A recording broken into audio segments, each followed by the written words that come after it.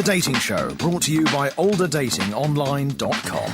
Well, I'm joined by the very fragrant Hello. Anna again. I'm back. Who's our dance expert. Now, we had really good reaction on our last show when you were giving a few tips about dancing. We want a few more, really. Yeah. Just on this sort of dating, maybe not go and do a dance class together on the first date. Maybe not on the first date. But it's a good idea to do it on the sort of second, third, fourth, something like that. I think so. When you kind of, in a more kind of like friendly, you think it may be going somewhere, you're getting to know each other a little bit more and you're comfortable around each other, crucially, because you're going to have to, not just like hold hands, but like touch each other a bit, Once you're in that comfortable kind of space, I think going to a social dance or a class followed by a social dance is such a nice idea. I think it's great fun. And there's a couple of things to think about, I think, as well. Social dance etiquette, for example.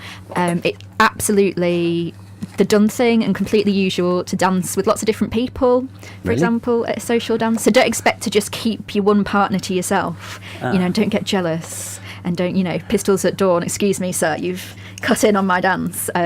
It's absolutely usual to get loads of experience dancing with loads of different people, and that's part of the fun because everyone's got different skills, everyone's different. So, go with a date, dance together and don't get offended. Do you think most women would be shocked if after the first date they suddenly, I would go, okay, right, well, we're off to a dance class?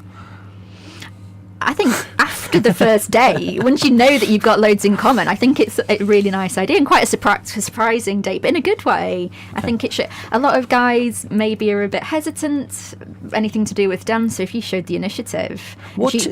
Sorry to interrupt, what do you actually wear when you go to these sort of dance? I mean, can you rock up in jeans and a shirt? Absolutely anything you're comfortable in. It's a good idea to check that you can move around freely, so not like really tight jeans or leather trousers or something. Leather trousers. Maybe don't wear those for a date, full stop. But guys wear kind of proper shoes, like covered shoes. Like dressy uppy kind of shoes that are comfortable to move around in. Not too much of a heel. Not too much of a heel, no. But something, with a solid, not your trainers. No. Ladies, again, anything. It's nice to wear a swishy skirt, twirl them round in. That's my preference. You can get special dance shoes, of course, but when you're first starting out. I'm just laughing about me going to buy some special dance shoes. Okay, so that all looks good. What about if a second date going to the ballet? I think it's such a lovely date idea. Especially here in London, we've got so many beautiful dance venues, including the Royal Opera House. So that's an experience in itself, I think, even if you don't end up enjoying the ballet, which I hope you will. And there's just so many different ballets to choose from. I think if you're not maybe into classical music, for example, there's more contemporary ballets. I took a date to see a ballet that's set to kind of 80s synth electronic music because he was into that kind of music. So I think there's something for everyone. But the traditional classics, most of them are so romantic. Swan Lake. Oh, yeah. They're called pas de deux when the main male and female characters dance together, when they fall in love. There's soaring and romantic gorgeousness. Swan Lake is an absolute classic, of course, yes.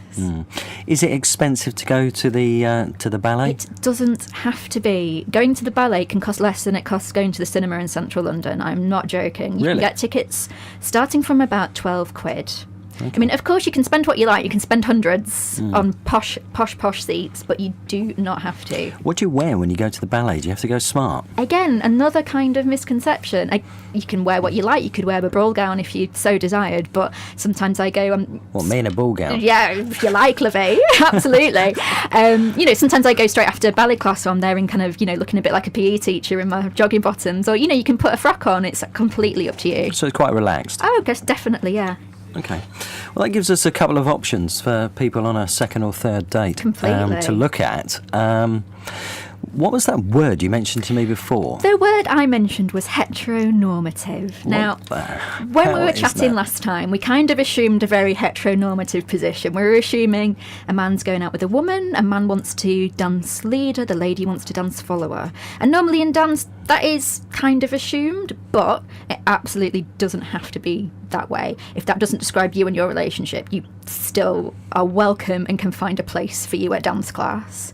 So I'm talking about couples that are same-sex couples dancing together. I'm talking about if you're a guy going on your own to dance class, you can say, actually, I want to learn as a follower, and no one is going to bat an eyelid. So I just wanted to say... you can just turn up and say, I'm a follower? Oh, completely. I mean, if you wouldn't, if you didn't say anything, people would assume that you dance as a leader, as a guy. But if you just said to a dance teacher, I'm going to dance as a follower, absolutely fine. No one's going to bat an eyelid. So you need to tell them that, do you? Yeah. I'm a follower or I'm a leader? Yeah. I would say I need to think about that. But I want to say as well, if you do get into dance and you do start doing a few classes, it's actually a really good idea to dance in your opposite position. So, for example, I'm a woman, I normally dance as a follower. It's a good idea for me to switch it up and dance as a leader to see what the other person goes through and is learning, and you'll become a much better dancer for that. It's a bit like in the ballet. Male ballet dancers have to learn a bit of point work, so they know what it's like for their partners and they know the pain that we go through. Right. Okay. Okay. Yeah, that's all really good. What's that word again? Heteronormative. Right. And so, okay, so that's leader or follower type thing. Gender roles. It's, in the classical ballets, it's the beautiful princess and the big strong prince, but it doesn't have to be that way. Well, I can be the beautiful princess. You absolutely can. Recently, the Gala for Grenfell, which was a beautiful gala benefit concert for Grenfell, Anton Dubek from Strictly danced with Judge Rinder. 2 guys dancing together, ballroom. It was wonderful. I'm sure it was. Thanks, Anna. Thank you. The Dating Show, brought to you by olderdatingonline.com.